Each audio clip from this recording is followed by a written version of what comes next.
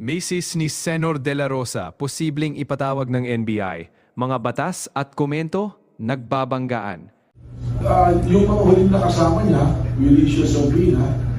Of course, we're contemplating an issue a subpoena to his wife also.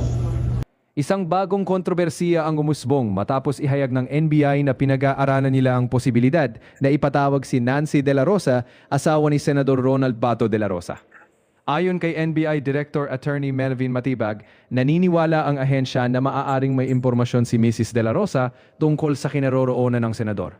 We are contemplating issuing a subpoena sa kanya, ani Matibag.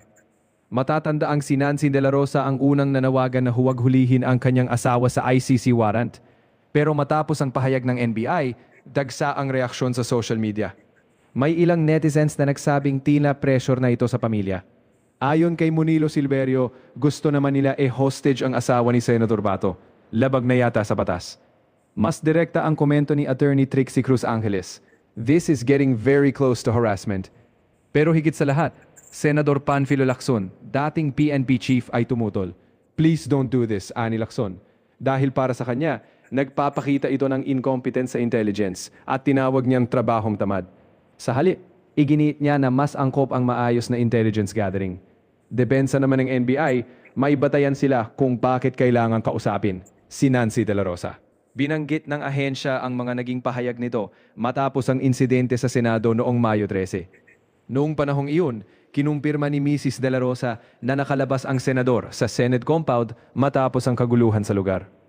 Maging si Senate President Alan Peter Cayetano noon ay nagbasa ng mensahe mula kay Nancy De La Rosa kung saan sinabi nitong pinili ng senador na umalis upang hindi na madagdagan pa ang problema ng Senado. Habang nagpapatuloy ang debate, pumasok naman ang komento ng dating AFP Major na si MJ Chico. Simple ngunit direkta ang kanyang tanong. Ano ba naman kasi ang kinalaman ni Matibag sa intelligence work? Kasunod nito ay lumabas rin ang isang open letter mula kay Kifi Chu na mabilis ding pinag-usapan online. Sa kanyang liham para sa NBI, iginit niyang may mga legal na proteksyong ibinibigay ang batas sa isang asawa laban sa sapilitang pagpapatestigo laban sa kanyang kabiyak. Binanggit niya ang Rule 130 Section 22 ng Rules on Evidence o ang tinatawag na spousal immunity.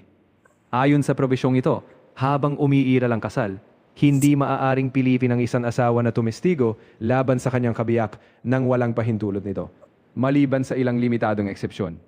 Binanggit din niya ang marital privilege na nagbibigay proteksyon sa mga pribadong komunikasyon ng mag-asawa.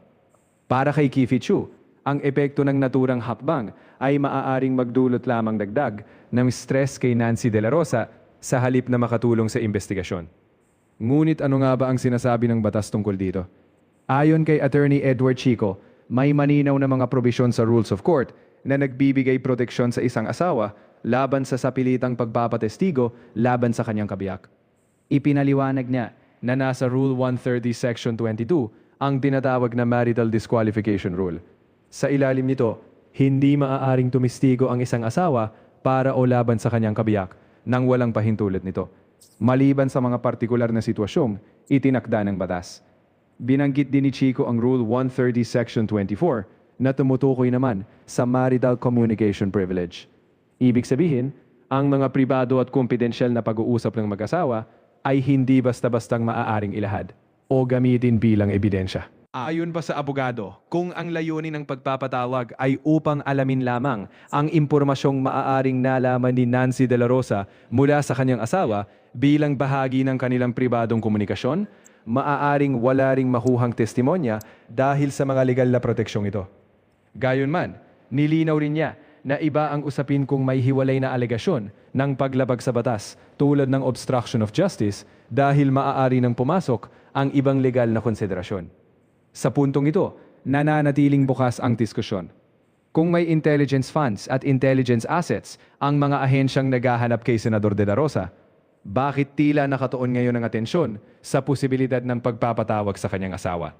At isa pang tanong na itinataas ng ilang nagmamasid sa issue, mayroon na bang kaparehong sitwasyon noon kung saan pinatawa ng sabina ang asawa ng isang taong pinaghahanap ng mga awtoridad upang alamin ang kanyang lokasyon? Ito ngayon ang mga tanong na patuloy na hinihintay ng publiko na mabigyan ng malinaw na sagot.